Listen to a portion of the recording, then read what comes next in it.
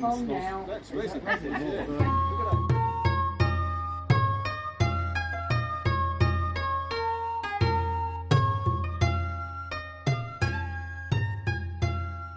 Hey guys, Jamie here, keeping it koi. Welcome back to the channel, and if you're new, welcome. I hope to earn your subscription today. So you may realise again today we're at a different background. We are in an absolutely fantastic garden. We're at one of the Peterborough Koi Club members' ponds again. I'll spin you around and I'll show you. This is absolutely brilliant. Let me spin you around.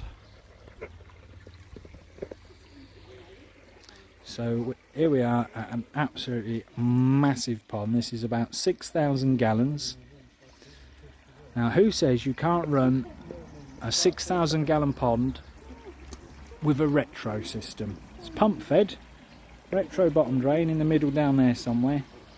Now he did forget to turn the UV on, so it is a little bit cloudier than normal, but check out some of these bad boys in here.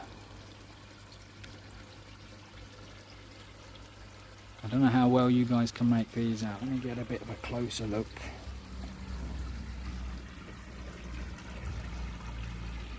And then you've got this Sankey over here. There he is. That Sankey is almost a metre in length. That's not a fish, that's a whale. Look at the size of that.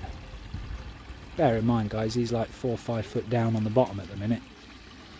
I don't know if you can see it, but I will show you my favourite fish in this pond.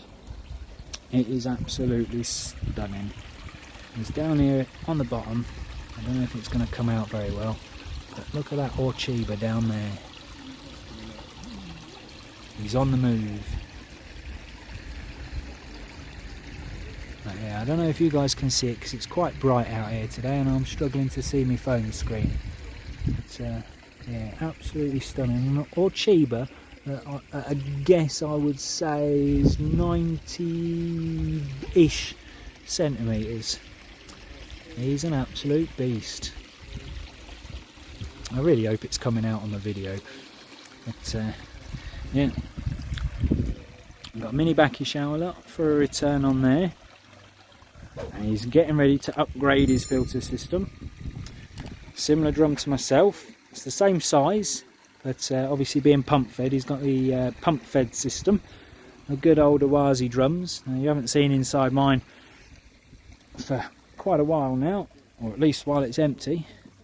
But as you can see there, you've got your 2 air stones, and then your return goes through there and back out to the pond. But at the minute we're on the filtro drum, and it's the double drop down version. So your drum's at the top and then your bios at the bottom. And yeah, it's 6,000 gallons, so it's got a 110 UV power in that bad boy. It's, as I say, it's normally a lot clearer than it is, but he turned it off a few days back and forgot to turn it back on. But yeah, the garden as well. I mean, look at that. And that's a pagoda. That is absolutely brilliant. Oh, being chased by the dog. But yeah, we've had an absolute fantastic meet here again today. Sorry for the shaky camera work, but yeah, we've everyone, as always, has gone home now, so it's time to whip the camera out and show all you lovely people. But as I know a lot of you guys on my channel like the old bonsais, get a load of this for a forest setup. Another lovely pagoda there. But yeah, got a nice beech forest. Might try something like that. I've only got one forest set up, but yeah, we'll see. But yeah, the drum waste currently is pumped into there. There is an overflow coming out of there as well, but that then is water for all his trees and bonsais. And as you can see by this fantastic garden, I mean, there are aces all over the place. Look. Got some hanging monkey plants that eat all the flies up there, the old carnivorous ones.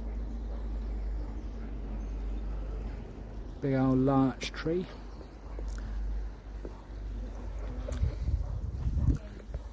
And you've got Dawn Redwood, which they make fantastic bonsais, but I think that one's a little bit big to be a bonsai. Yeah, those more aces.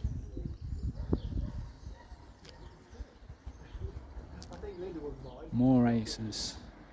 You know full well what I would do with all these aces. He has got a fair few bonsais. Check this greenhouse out, guys. Absolutely stunning look. For those of you that like carnivorous plants, every single plant in here is a carnivorous plant. I can hear a fly buzzing stuck somewhere. And then you've got all these ones on this side as well. Here's one everyone will recognise. Look, the old Venus flytrap. But yeah, and because obviously they're a bit into bonsais, they've got all their mosses growing. Lots of different mosses.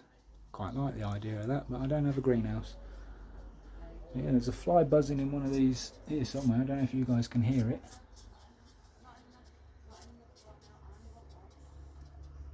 Stuck in one of them plants. But that's what they're for. And then lastly, followed by their lovely little bonsai collection. Got a juniper, followed by a larch forest. That was his latest one he's put together. So as you can see, that's all sort of wired up in places. And like me, some little starter bonsais. So you've got a hawthorn down there. Look at this for a larch. Absolutely love this one. They've managed to propagate this one. And it's got the pine cones on it. None of my larches have ever had pine cones, but yeah, I like that. No idea what that one is, but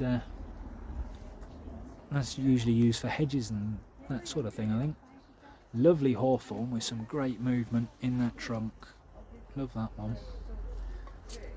Ready for this year's prune, I expect. We've got some more junipers, larches. That is an elm of some kind. It's not a Chinese elm. Don't know. No, sorry, that's a crabapple. That's a crabapple. That's definitely a crabapple. That's an elm. Yeah, not the Chinese elm. Probably the European elm, I would have thought. Might even be the English elm. Don't know. And more aces. And more aces. But yeah, just an absolutely fantastic pond and garden. We've had quite a good turnout again today, as you've seen on the clip. Yeah, Linda's still here waving at me. Say hello, Linda. Hi. There she is. Look. Yeah, again, as I've said before many a times, if you haven't seen Linda's channel, go and check it out. Fenland Lass. She's on YouTube. And not only has Linda got a lovely pond, she's also got lots of lovely barn owls, I'm sure a lot of you have already seen. So yeah, that's it for here. So I will snap back to you in a bizzle when we get home. Catch you in a bizzle. Hey guys, so yeah, as you can see, we're back home. I'm in my pond.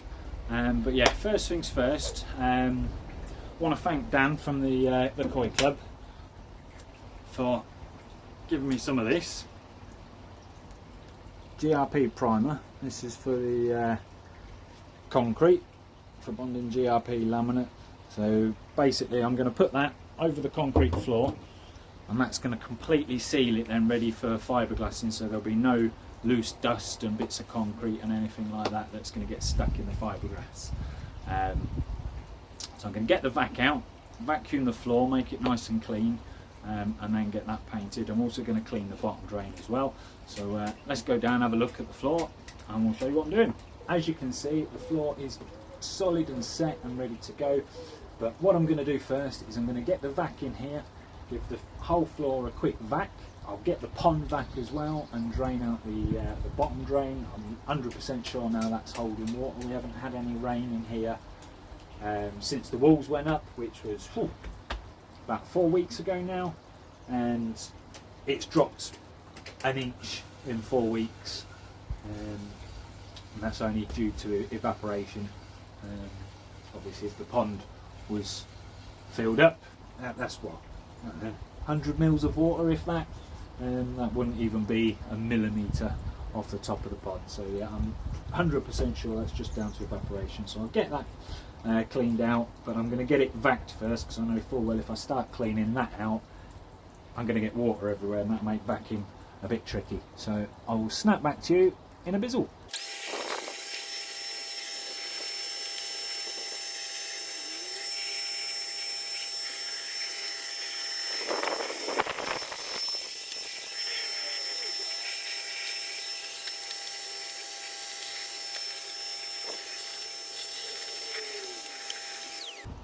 So as you can see, that's the floor now all vacked. I'm going to go get the pond vac out and get the bottom drain all clean and prepped, and then we'll get it painted. Well, that's the pond vac out and ready to rock and roll. A good old-fashioned Bermuda. I've had this thing for absolute years. It was second hand when I got it. But yeah, and get the bottom drain drained, and then be interesting to see how much water is actually held in the bottom drain pipe. But yeah, I'll snap back to you in a bizzle.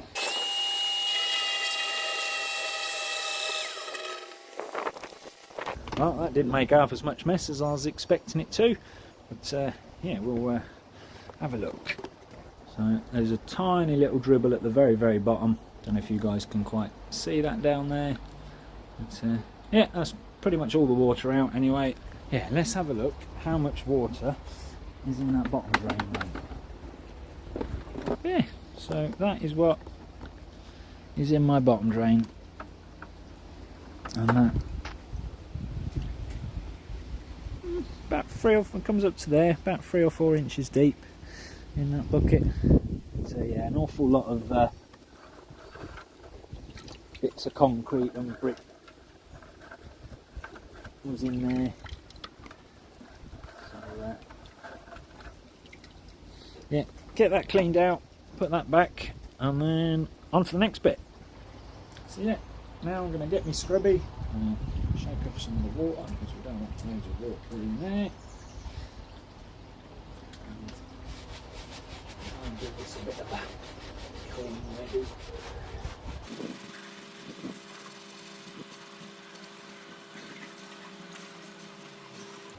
Ooh.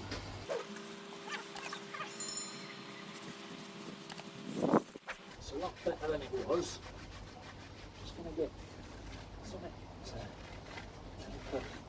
a little bit of concrete that's over out there. Not that it matters, but I will get some to scrape that off, and then we'll get it dry and snap into the next bit.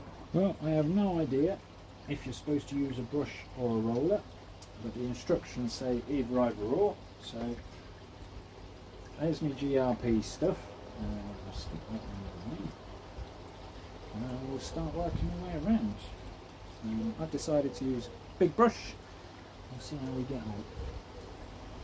Never used this stuff before, so maybe I won't leave it on there. So all I'm going to do is put it on. I'm one of those people that absolutely love the smell of things like diesel, petrol, anything that smells toxic. I don't know what it is, just love it. So I'm going to crack on with this, and I'll catch you all when I'm finished.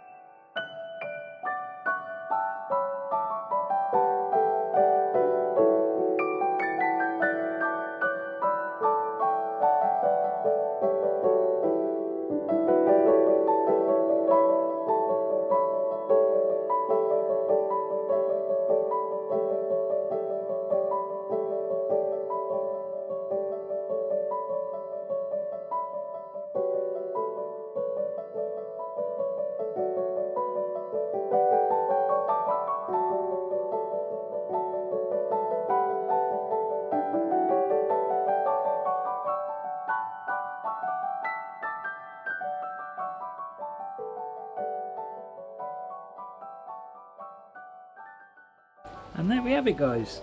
So the floor's completely done.